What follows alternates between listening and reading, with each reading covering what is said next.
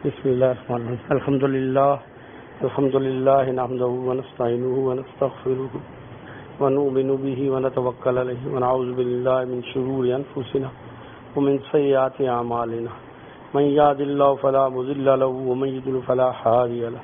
ونشهد أن لا إله إلا الله وحده لا شريك له ونشهد أن محمدا عبده ورسوله. أما بعد فأعوذ بالله من الشيطان الرجيم. بسم الله الرحمن الرحيم. والفجر وليال عشر والشفع والوتر والليل إذا يسر. صدق الله العظيم. اللهم ربي اشرح لي صدري ويسر لي أمري واحلل عقدة من لساني يفقهوا قولي. ربي زدني علما ربي زدني علما ربي زدني علما. اللهم صل على محمد النبي الأمي وأزواجه أمهات المؤمنين وذريته وآل بيته كما صليت على إبراهيم إنك حميد مجيد. اللهم صل على محمد النبی الأمی وعلى آلہ وصحبہ وبارک وسلم. ابھی ذی القعدہ کا مہینہ چل رہا ہے، تو یہ 3 مہینے مسلسل ذی القعدہ، ذی الحج، محرم، یہ اشہر الحرم ہے، اور چوتھا آگے آ جائے گا رجب. تو ان مہینوں کی فضیلت نبی صلی اللہ علیہ وسلم سے پہلے بھی امتوں میں چلتی تھی، اور حج شروع سے ہی حج کے ذی الحجہ میں کیا جاتا ہے.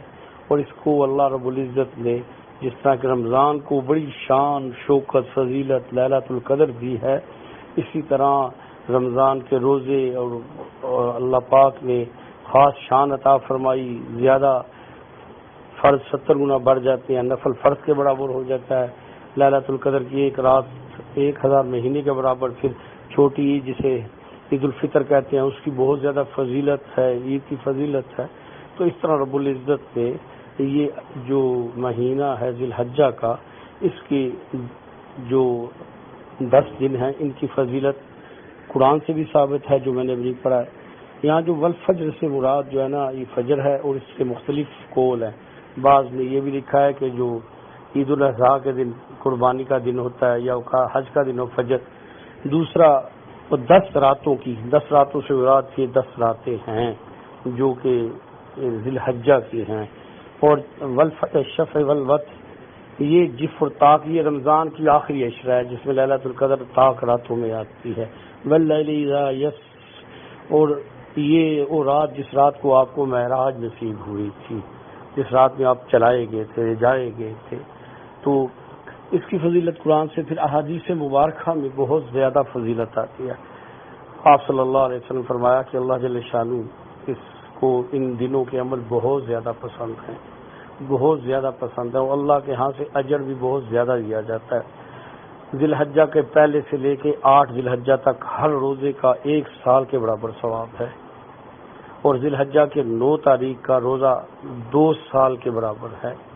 لیکن جو لوگ حج کر رہے ہیں ان کے لیے 9 تاریخ کا روزہ رکھنا مکروہ ہے، کیونکہ مشقت کا کام ہے. تو ان کی راتیں لیلۃ القدر کی طرح ہیں، اس میں اتنا اجر ہے. اور اس کے بعد پھر بڑی عید آ جاتی ہے، تو اس کی رات جو ہے وہ عید کی راتوں میں چھوٹی عید اور بڑی عید، عید الفطر اور عید الاضحیٰ، ان کی راتوں کی فضیلت احادیث مبارکہ میں علیحدہ بڑی تعداد میں آتی ہیں. پہلے چلتے ہیں اس کی طرف. تو یہ مہینے اتنے بابرکت ہیں کہ آدمی جب ان میں روزہ رکھتا ہے، اعمال کرتا ہے، تو اللہ کے ہاں سے اس کا اجر بڑھ جاتا ہے. جیسے ایک روزہ 1 سال کے برابر ثواب دیا جاتا ہے، یہ نہیں کہ 1 سال کے روزے پورے ہو گئے. اس طرح راتیں لیلۃ القدر کی طرح بڑی منور راتیں، اللہ کے ہاں قبولیت والی راتیں، مانگنے والی راتیں، عطائیں والی راتیں، مغفرتیں والی راتیں، دعائیں قبول ہونے والی راتیں. تو اللہ کے ہاں سے بڑی یہ فضیلت ہے ان راتوں میں. اللہ پاک اللہ ہمیں توفیق دے. اب یہ اس 10 راتوں میں یا دن میں کوئی ایسا عمل، کوئی ایسے نفل یا کوئی ایسا وظیفہ نہیں حدیث مبارکہ میں جو آدمی کہ یہ پڑھ لو، اتنے نفل پڑھ لو، اتنا کر لو، ایسا کوئی واضح نہیں. کسی بزرگ نے اپنے طور پہ اپنے تجربے میں کسی جگہ لکھا ہے تو وہ ان کی ذات تک ہے، احکامات کی حد میں نہیں آتا. احکامات میں وہ آئے گا جو رسول اللہ صلی اللہ علیہ وسلم اور آپ کے بعد آپ کے صحابہ کی ترتیب میں آئے گا. تو گزارش ہے کہ جب یہ ذی الحجہ شروع ہونا ہو تو حدیث مبارکہ ہے کہ جس نے قربانی کرنی ہے اسے چاہیے کہ ذی الحجہ سے پہلے اپنے ناخن اور اپنے بال، اپنی حجامت، اپنے زیر ناف بال کاٹ لے.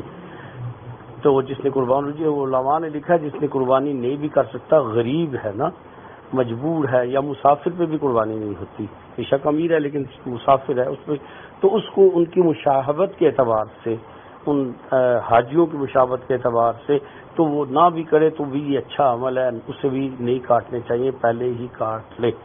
تو اس کی ایک ترتیب ہے۔ حضرت مولانا ذکری رحمۃ اللہ علیہ شیخ الحدیث عجیب ایک جگہ فرماتے ہیں کہ جب یہ ذی الحجہ کے دن آتے ہیں، اور خصوصاً 8 ذی الحجہ سے 13 ذی الحجہ کا، تو پھر عاشقوں پہ ایک مستی، عاشقوں کی ایک حالت بن جاتی ہے کہ وہاں سفید لباس میں لبیک کہنے والے جو ہو رہے ہوتے ہیں، ان کے اللہ کے نور کی تجلیاں اتر رہی ہوتی ہیں، ان سے کچھ چیزیں چھڑا دی جاتی ہیں، تو یہ عاشق جہاں جہاں بھی بیٹھا ہے اس کا دل بھی مست ہو جاتا ہے اور کتنی چیزیں وہ بھی چھوڑ جاتا ہے۔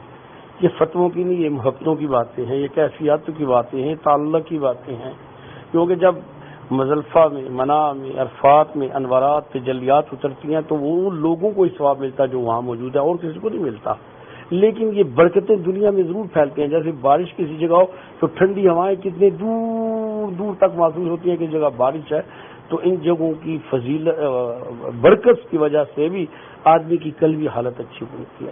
تو گزارش ہے کہ اس سے پہلے جو ہے نا آدمی کوشش یہ کرے کہ اپنے ناخن کاٹ لے، زر نفبال کاٹ لے، جنہوں نے حجامت بنانی ہے حجامت بنا لے، کوشش کرے کہ یہ میں بھی جس طرح ایک آدمی احرام میں ہوتا ہے تو ایسے میں بھی ایسا کر لوں، ایسی ترتیب بنا لوں۔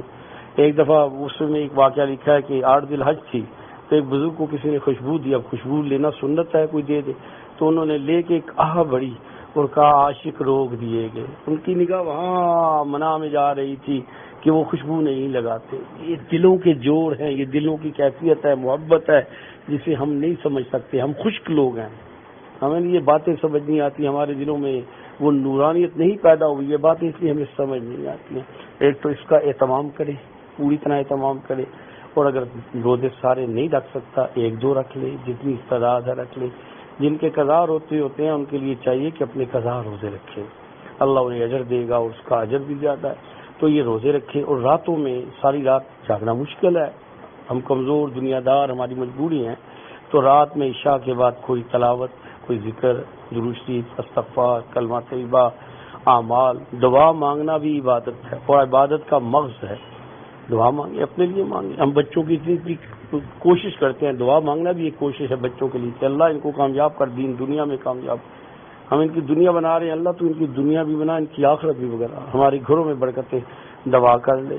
اور اگر جنوں میں کوشش کر لے تہجد کی تو پھر نور علی نور بن جائے گا، رات منور ہو جائیں گی۔ تھوڑی سی محنت ہے، تھوڑا سی کوشش ہے۔ ہم شادیوں میں جاتے ہیں، فوتیوں پہ جاتے ہیں یا سیر و تفریح پہ جاتے ہیں، ہمیں راتوں کا پتہ ہی نہیں چلتا، گپے مارنے بیٹھتے ہیں اپنے عزیز و اقارب پہ، یا جن کا یورپ کے ساتھ ہمارا فرق ہے تو موبائلوں پہ بات کرنی، واٹس ایپ پہ بات، تو رات کو 3-3 بجے تک لگے رہتے ہیں۔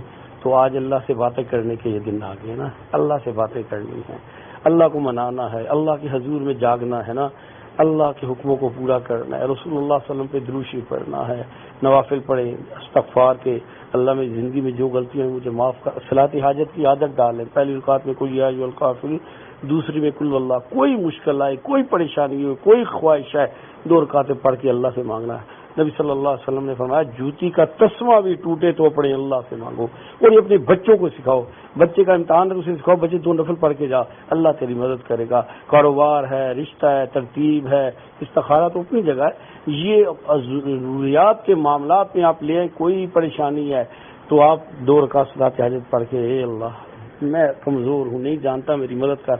اللہ وہ ذرائع کھولتے ہیں کہ انسان کی عقل ہی کام نہیں کرتی، اور 2 نفل اتنے قیمتی بنتے ہیں کہ اس کے کتنے کتنے وقت اور مال کو بچا لیتے ہیں، برکتیں دے دیتے ہیں، اللہ کی مدد آتی ہے، کیونکہ اس نے اللہ کو پکارا ہے، اللہ سے مدد مانگی ہے، اب اللہ اس کی مدد کو آ جاتے ہیں، اللہ اس کی مدد کو آ جاتے ہیں۔ لیکن حرام مال کے لیے نہیں دعا مانگنی، حلال کے لیے، حلال کام کے لیے، سنت کام کے لیے، اعمال کے لیے، اچھی کام کے لیے۔ اچھی کسی نے شادی کرنی ہے تو کہتا ہے اللہ مجھے نیک بیوی دے، لڑکی کہتی ہے اللہ مجھے نیک خامد دے، اللہ مجھے نیک اولاد دے، نورینہ اولاد دے، میرا اچھا برکت کاروبار دے۔ تو اس اعتبار سے یہ جو راتیں ہیں یہ ہمیں سکھاتی ہیں کہ ہم نے اللہ سے جڑنا ہے، اور اللہ سے جڑنے کے بغیر ہمارا کچھ نہیں بن سکتا، نہ بنا سکتے ہیں۔ تو ایک ان راتوں کا اہتمام یہ کریں، اور دوسری کوشش کریں دن میں جب آپ کا روزہ ہو تو غیبت سے بھی بچیں، جھوٹ سے بچیں. اس کی پریکٹس کریں کہ آپ کی عملی زندگی میں ہمیشہ جھوٹ سے بچ جائیں، غیبت سے بچ جائیں، لوگوں کے عیب نہ تلاش کریں. آپ نے اگر نیلی اینک پہنی ہے تو آپ کو سب نیلا نظر آئے گا، سرخ ایپ پہنی ہے سرخ نظر آئے گا. آپ اینک اتار دیں، لوگوں کے عیب نہ دیکھیں، اندر جھانکیں کہ میرے اندر کتنے عیب ہیں، بس لوگوں کے عیب دیکھنا بند کر دیں. اور ہم نے جن کی غیبت کیا وہ معافی مانگا کریں، وگرنہ میدان محشر میں حساب دینا ہوگا. الزام لگائیں، حساب دینا ہوگا.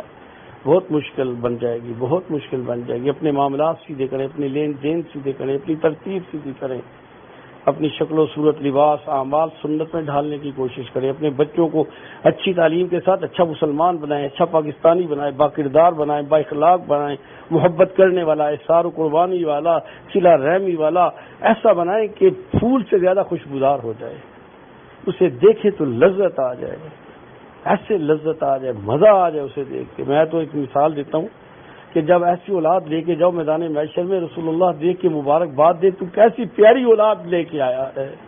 خدا کرے ایسے ہمیں ایسی اولاد نصیب ہو، ہماری نسل ایسی ہو. تو ایک بات تو اس اعتبار سے ہو گئی، بال کاٹ لینے ہیں. پھر ان راتوں کی دنوں کی فضیلت ہے، اس سے نفع اٹھانا ہے.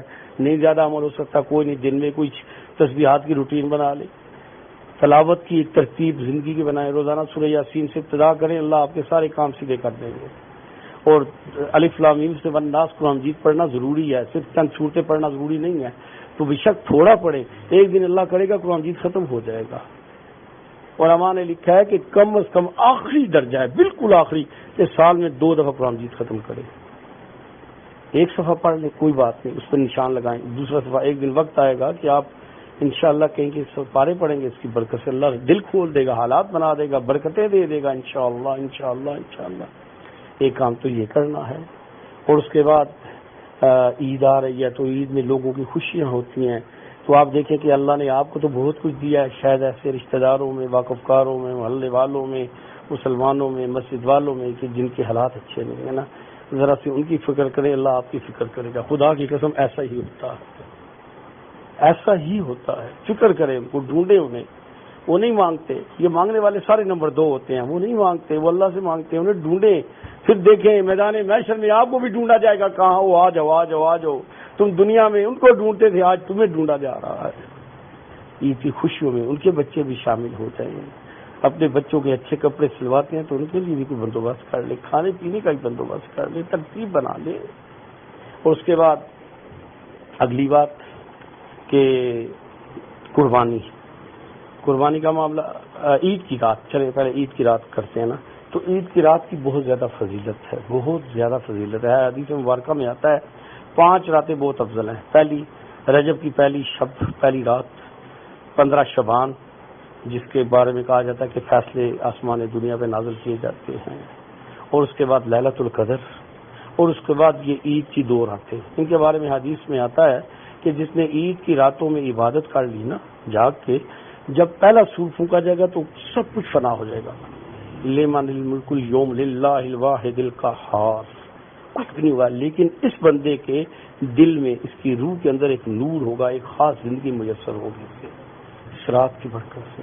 اور اس کی بہت فضیلت ہے حدیث مبارکہ میں ان دونوں راتوں کی، دونوں عیدوں کی راتوں کی. تو عید کی رات کی فضیلت بھی اپنی جگہ ہے اور دعائیں بھی قبول ہوتی ہیں. اور ایک روایت میں یہ جمعے کی رات جو ہے اس کی بھی بڑی فضیلت ہے. تو اللہ ہمیں ساری، جیسے دنیا کی ہم کوئی چیز لینے کی کوشش کرتے ہیں، جمع کرنے کی، سستی ملے تو زیادہ لے لیتے ہیں، دور سے بھی لے لیتے ہیں، جمع کر لیتے ہیں. تو ہمیں یہ بھی اللہ آخرت کے لیے جمع کرنے کی توفیق عطا فرمائے. اور اپنی دعاؤں میں اپنے ماں باپ، اپنے آبا و اجداد جنہوں نے آپ پہ احسان کیے، اپنے بہن بھائی سب کو شامل کریں. اور اپنے دلوں کو بھی جو ہے نا رشتہ داروں سے پاک کریں، صاف کریں. یہ گلے ملتے ہوئے دل بھی پاک ہونے چاہیے. تو عید کی اس ترتیب کے ساتھ پھر جو لوگ حج الحمدللہ جنہیں نصیب ہے وہ تو بہت ہی خوش نصیب ہے. 8 ذی الحج سے 13 ذی الحج حج کا دن ہے. حضرت عبداللہ بن عباس رضی اللہ تعالیٰ عنہ سے روایت ہے کہ 70,000 ثواب ہوتا ہے حج کو ایک قدم پہ حج کے دنوں میں. تو کسی نے کہا، تابعی نے کہا ہے عبداللہ اس سے کیا مراد ہے؟ فرمایا حرم کی ایک نیکی 1 لاکھ کے برابر ہے. 7 کروڑ نیکیاں ملتی ہیں ایک قدم. اللہ نے سنت کے مطابق نیک نیتی کے ساتھ لوگوں کو دکھاوے کی وہ نہیں کہ لوگوں میں شہرت ہو جائے، بلکہ اللہ کے لیے کرنے والا بنائے. اور اللہ مجھے آپ کو ہر بار ہماری اولادوں کو بھی حرمین میں لے جائے اور ہمیں حج نصیب فرمائے. گنتی نہیں کہ لوگوں میں نے اتنے حج کیے ہیں، بلکہ اللہ کی رحمت ہے جس نے ہمیں بار بار بلایا ہے. ہم ایسے لوگوں میں شامل ہو جائیں. تو عید کی ان کی بڑی فضیلت ہے، بہت فضیلت ہے. اور یہاں میں اپنے تجربے کی بنیاد میں کہتا ہوں، میں نے کسی کتاب میں پڑھا نہیں ہے، لیکن تجربہ ہو گیا ہے. کچھ زندگی گزری ہے، بال سفید ہو گئے ہیں، 65 سال عمر ہو گئی ہے.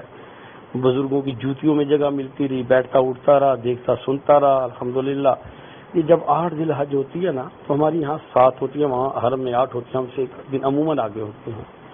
واللہ وہاں کے انوارات، کیفیات وہاں تو اتر رہے ہوتے ہیں، لیکن ہر عاشق کے دل میں بھی جا رہے ہوتے ہیں. اور جس دن یوم عرفہ ہوتا ہے، 9 تاریخ جسے کہتے ہیں، اللہ کی نور کی تجلیاں ایسے اتر رہی ہیں کہ کوئی مقابلہ بھی نہیں کر سکتا. اور سال میں ایک واحد دن ہوتا ہے، وہاں ہی ان لوگوں کو ثواب ہے، حج کا بھی ثواب ان کو ہے، وہ نفع بھی ان کو ہے. لیکن وہ تجلیاں جہاں جہاں دل بستے ہوتے ہیں، جن دنوں میں جوڑ پیدا ہوتا ہے، وہ انہیں وہاں بھی کیفیت میں نصیب ہوتی ہے. لیکن ثواب صرف انہی کے لیے ہے. تو ایسے موقع میں بھی تھوڑی سی اپنی اعمال کی درستگی، دعاؤں اور اعمال کی ترتیب کو کرو. اللہ یہ وہ لگ کر رہے ہیں، اگلے سال مجھے بھی نصیب فرما. اللہ کے لیے کوئی مشکل ہے؟ کوئی مشکل نہیں. اللہ ہمیں اس کی توفیق دے، اللہ ہمیں توفیق دے، اللہ توفیق دے. یاد رکھیے یہ جتنے اعمال ہوتے ہیں نا، ان کے نور دلوں میں آتا ہے. اگر دل ہی گندے ہوں، ناپاک ہوں، کینے، بغض، حسد، تکبر، ریا، فقر، خود پسندی سے بڑے ہیں، تو اس میں کون سا نور آئے گا؟ پہلے اسے صاف کرے. ہم کپڑے تو صاف کرتے ہیں، بدن بھی صاف کرتے ہیں، لیکن دل نہیں صاف کرتے. اپنے دلوں کو بھی صاف کرے، اپنے دلوں کو صاف کرے. میں جب بھی غسل کرتا ہوں کہتا ہوں اللہ میں نے ظاہر پاک کیا تو میرا باطن پاک کر دے. میں نے صورت بنائی ہے تو سیرت بنا دے. میں نے حلیہ بنایا تو حقیقت بنا دے. تو اللہ سے اپنا اندر بھی یہ چیزیں اندر، یوم لا ینفع مال ولا بنون الا من اتى اللہ بقلب سلیم. قیامت کے دن نہ مال کام آئے گا، اولاد، ہاں وہ پاک دل. اللہ کرے ہم پاک دل لے کے جائیں. دل پاک ہوگا، نیت پاک ہوگی، اعمال پاک ہوں گے، کیفیت ہوگی. تو اس اعتبار سے اب آگے اگلا قربانی کا. میری گزارش ہے پھر گزارش ہے، کیونکہ ہماری زندگی اس معاشرے میں گزری ہے. قربانی میں لوگ دیکھا دکھائی اور شہرت تو ریاکاری میں بہت دور تک چلے گئے. ایک صاحب سارے سال بکرے پالتے تھے، بہت مہنگے لے کے دمبے پالتے تھے، اور جمعہ عید سے 3 دن پہلے اس کو تاج پہنا کے سونے والا اور تصویریں کرا کے سب طرف گھمایا جاتا. پھر باقی لوگ بھی آ جاتے، پھر مقابلہ کیا جاتا، پکچریں بنتی، کس کا اچھا ہے، مبارکبادیں ہوتی، انہیں کینٹھے پہنائے جاتے نوٹوں کے. تو میں نے اس سے کہا یہ اللہ کے لیے کر رہے ہو یا شہرت کے لیے کر رہے ہو؟ میدان معیشت میں جس نے اللہ کے علاوہ کسی اور کے لیے دکھاوے کے لیے کیا، اس کا عمل ضائع کر دیا جائے گا. سب سے پہلے جہنم میں عالم، سخی، شہید میں وہ جنہوں نے شہرت کے لیے، لوگوں میں دکھاوے کے لیے کیا، ان کے وجود کو آگ لگا کے جہنم میں ڈالا جائے گا. جہنم بڑکے گی، پھر گناہ گاروں کو ڈالا جائے گا. خدا رہا اتنی پیسے لگا کے، اتنی محنت کر کے آدمی لوگوں میں شہرت کے لیے، وہ اتنے پیسے کا ویڑا، وہ اتنے پیسے کا دمبا، وہ واہ جی اتنے میں تو 20 آ سکتے تھے. فوٹویں شیئر کی جا رہی ہیں، دیکھو بھی دیکھو، جو مبارکباد نہ دے اس سے ناراضگیاں ہو جاتی ہیں، دعوتیں چلتی ہیں، آؤ بھی دیکھو میں نے کیسا لیا ہے. اور یہ اللہ کے لیے کیا ہے، دل کی گہرائیوں سے. اللہ ہمارے چہرے نہیں دیکھتے، اللہ ہمارے دل دیکھتے ہیں. اس سے اپنے آپ کو نکالو، اپنی اوقات، اپنی ترتیب. اچھا جانور کرنا سنت ہے، لیکن دکھاوے کی نیت سے کرنا نہیں. دیکھیں جیسے ایک روایت آتی ہے، لباس اچھا ہو، پیارا ہو، ستھرا ہو، لیکن آپ نے فرمایا صلی اللہ علیہ وسلم نے جس نے دکھاوے کے لیے لباس پہنا، اللہ اسے آگ کا لباس پہنائیں گے. آج تو یہ رواج بن گیا ہے. تو قربانی اللہ کے لیے کرو، لوگوں کے لیے نہیں. پھر بعض گھرانوں میں ایسا ہے کہ ایک بڑا جو صاحب ہے نا، گھر کا بڑا بوڑھا، اس کی کر لی جاتی ہے یا اماں کی کر لی، باقی سب کاریں سب کے پاس ہیں، 4-5 کاریں ہیں، اے سی سب کے کمروں میں لگے ہیں، ہر بیوی کے پاس ڈھیر جھولیاں ہیں، لیکن قربانی نہیں کرنی. ارے ہر بھی قربانی علیحدہ، ایک قربانی سے بات نہیں بنے گی. جس کے پاس وہ شرائط جو علماء نے لکھی ہے وہ پائی جاتی ہے. نہ مہنگی کرو، نا اپنی اوقات میں کر لو، ہلکی کر لو، ایک لے کے ویڑا اس کے ساتھ قربانیاں کر لو، نہ بکرے لمبے دمبے کرو، اپنی اوقات کو، لیکن سب کی قربانی ہوگی. قربانی میں حصہ ڈالیں. ہاں ایک بات یاد رکھیں، بعض لوگ دوسروں کے ساتھ قربانی میں شیئر کرتے ہیں تو اس میں کسی کا حرام کا پیسہ ہو تو قربانی باقی کو ضائع ہوتی ہے، اس کی احتیاط کرنی ہے کہ آپ کس کے ساتھ قربانی میں شامل ہو رہے ہیں۔ اور ایک بات اور اگلی بات یہ کہ اگر اللہ نے آپ کو اچھا پیسہ دیا ہے، الحمدللہ الحمدللہ، یہ بھی اللہ کی نعمت ہے، تو رسول اللہ صلی اللہ علیہ وسلم کا حق بنتا ہے۔ آپ نے حضرت علی رضی اللہ عنہ فرمایا تھا، علی میری طرف سے بھی ہر سال قربانی کرنا۔ الحمدللہ الحمدللہ الحمدللہ، اس وقت ہر سال میں سب سے زیادہ قربانی رسول اللہ کے لیے عاشق کرتے ہیں۔ میں نے وہاں دیکھا ہے لوگ، میں نے حج میں بھی دیکھا ہے، الحمدللہ اتنا مہنگا ایک ایک اونٹ وغیرہ دکھاوے کے لیے کہ میں نبی کی طرف سے مجھے تحفہ چلا، تو اپنے ماں باپ کی کریں، ان کو ثواب ملے گا، ان کی قبر منور ہوگی، ان کے نام اعمال میں نیکی لکھی جائے گی۔ اپنے استادوں میں جس کو، مشائخ میں سے جس کو آپ دیکھتے ہیں اس کے لیے کریں، لیکن اگر ان کی آپ کے نہیں تو لوگوں کو دکھانے کے لیے اتنا کرنے کی ضرورت نہیں، اپنی اوقات کے مطابق کریں، جس سے گھر کے جتنے فرض ہلکا کر لیں، مہنگا نہ کریں، اور اس ساری چیزوں سے کہ لوگوں میں شروع تو ایسا نہیں۔ پھر اس کا جو گوشت ہوتا ہے وہ جو لکھا ہے 3 حصے ہوں، اپنے لیے، رشتہ داروں کے لیے، واقف کاروں کے لیے اور غریبوں کے لیے، تو یہ ضروری نہیں ہے کہ 100% ایسے ہی کرنا، اگر کیا جائے تو اچھا ہے۔ اگر آپ سارا بھی دینا چاہیں تو آپ کی مرضی ہے، سارا رکھنا چاہیں تو آپ کی مرضی ہے، سارا غریب کو بانٹ دینا چاہیں تو بھی آپ، کسی کو اور دینا چاہیں تو، لیکن یہ جو منگنے والے ہیں نا، یہ لے کے پھر یہ ہوٹلوں میں بیچتے ہیں، اور یہ بہت سستا 200 روپے کلو میں، 250 روپے کلو میں گوشت بکتا ہے، جو بعد میں لوگ ٹکے کو آپ کھاتے ہیں۔ تو اس کو بھی مد نظر رکھ کے، ہر کام کو مد نظر رکھ کے آپ رکھ سکتے ہیں، اپنا گوشت ہے، آپ کا اپنا پیسہ ہے، کھا سکتے ہیں، لیکن ضرور بالضرور شامل کریں اپنے رشتہ داروں کو بھی، اپنے واقف کاروں کو بھی۔ حضرت امی جان سیدہ عائشہ صدیقہ رضی اللہ تعالیٰ فرماتی ہیں کہ مجھے امی جان اپنی بتاتے ہیں کہ حضرت خدیجہ کے بارے میں بڑا رشک آتا تھا کہ رسول صلی اللہ علیہ وسلم جب کوئی بناتے، سالن بنتا تو اس سے کہتے زیادہ کر لو، مجھے خدیجہ کی سہیلیوں میں سے کسی کو دے دو۔ تو ہماری ماں نہیں ہے تو خالہ ہے، بھائی نہیں ہے، باپ نہیں ہے، رشتہ دار ہے، اگر وہ اپنی قربانی کر رہے ہیں تو پھر تو کوئی بات نہیں، ان کے پاس اپنا ڈھیر گوشت ہے، اپنا بھیجیں، لیکن اگر وہ کمزور ہیں تو ضرور ضرور انہیں شامل کریں۔ میری پھر گزارش ہے، یہ سارے کام صرف اللہ کے لیے کریں، صرف اللہ کے لیے کرے، صرف اللہ کے لیے کریں، اللہ اجر دے گا، اللہ برکتیں دے گا۔ قربانی سے پیسہ گھٹتا نہیں، زکوٰۃ سے پیسہ گھٹتا نہیں، صدقات سے پیسہ گھٹتا نہیں، صلہ رحمیوں سے پیسہ گھٹتا نہیں، برکتیں آتی ہیں، اضافے ہوتے ہیں، اللہ اور زیادہ اجر فرماتے ہیں۔ اللہ مجھے، آپ کو، ہم سب کو ہر طرح کی توفیق دے، ہم نمونہ بن جائیں رسول اللہ صلی اللہ علیہ وسلم کا، سنتوں کا، زندگی کا۔ اللہ ہم سب پہ رحم فرمائے۔ السلام علیکم۔